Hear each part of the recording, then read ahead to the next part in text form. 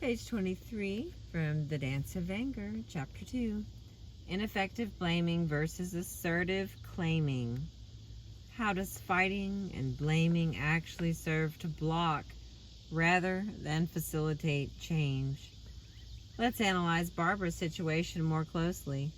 To begin with, Barbara participated in a dead-end battle about going to the workshop and used her anger energy to try to make her husband see things her way. There are two problems with her efforts to change her husband's mind. First, he has as much right to his opinions and speculations about the workshop as she has to hers. Second, it is hardly likely that she is going to succeed in this venture. She may know from past experience that this particular workshop is just the thing that her husband would say no to. As she said in her phone call, "I'm sure the workshop is worth the money, but I couldn't convince him of that. No," was his final word. By engaging in a battle that she could only lose, she failed to exercise the power that she really did have, the power to take charge of her own self. Barbara would have taken a significant step out of her de-selfed position had she clarified her own priorities and taken action on her own behalf. She might have refused to fight entirely and instead said to her husband, "Good or bad, radical or not, the workshop is important to me. If I cancel my registration because you want me to, I will end up feeling angry and resentful. I look forward to the workshop and I plan to go." What prevented Barbara from moving from ineffective fighting and complaining to clear and assertive claiming? Perhaps she feared paying a very high price for this move.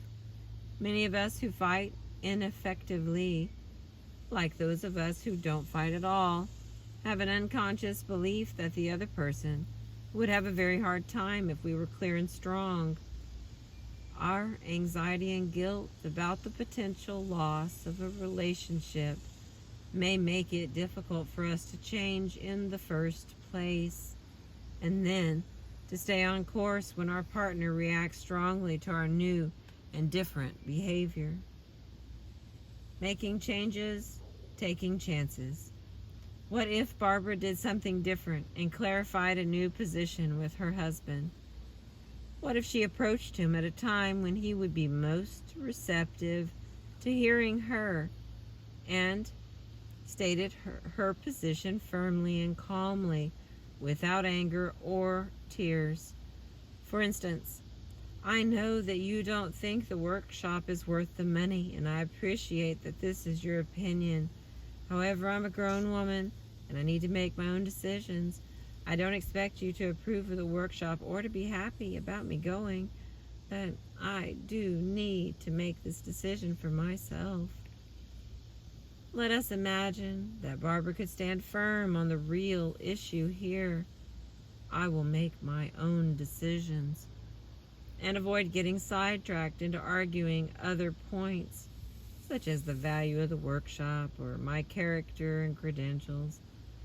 Let us suppose that without fighting, blaming, accusing, or trying to change her husband's mind, she simply held to her statement of what she wanted to do. Right or wrong, good or bad, I need to make this choice for myself. What's next?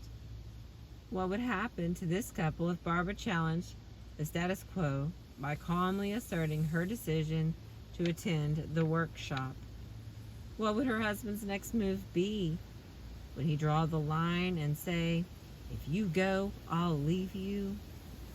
Would he say nothing but then hit the bottle, have an affair, or become abusive in some way? Would he respond more mildly and become grouchy or depressed for several days? Of course, we don't have the slightest idea. We know little about this couple.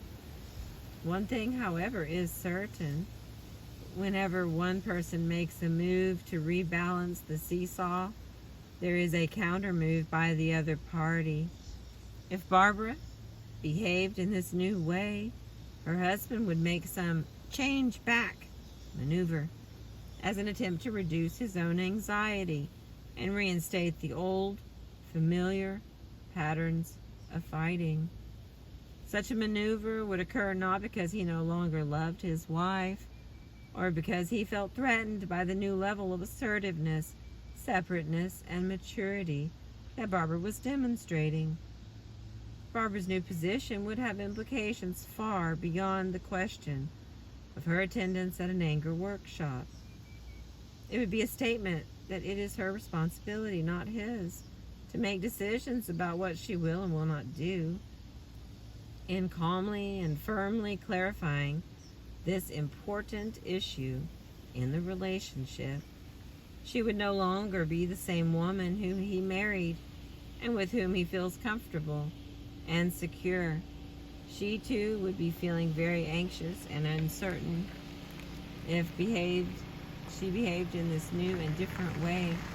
There are a few things more anxiety arousing than shifting to a higher level of self-assertion and separateness in an important relationship and maintaining this position despite the counter moves of the other person.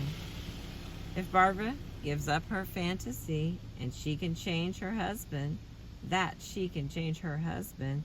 and starts using that same anger energy to clarify her choices and take new actions on her own behalf, she will be less troubled by the anger problems that spring from her de-selfed or under-functioning position.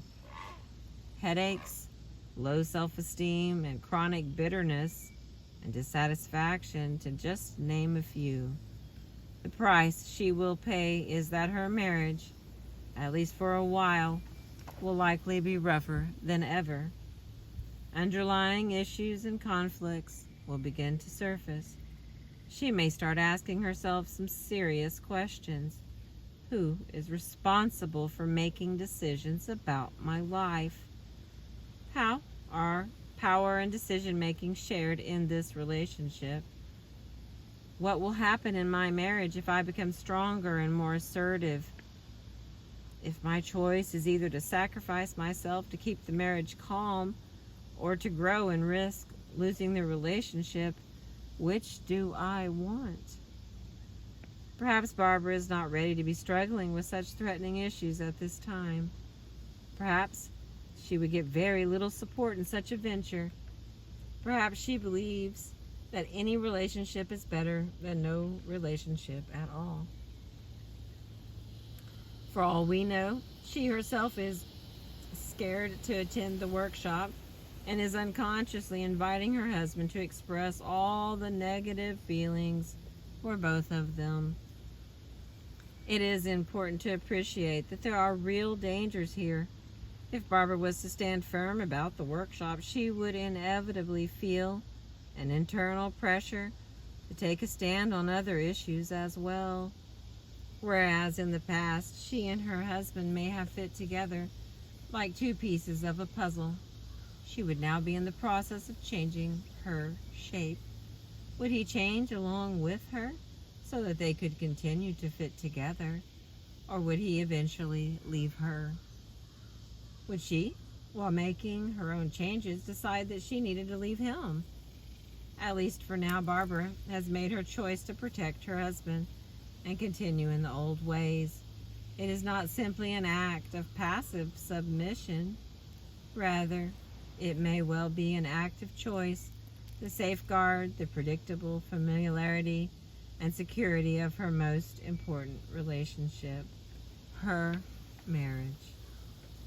Thank you for listening.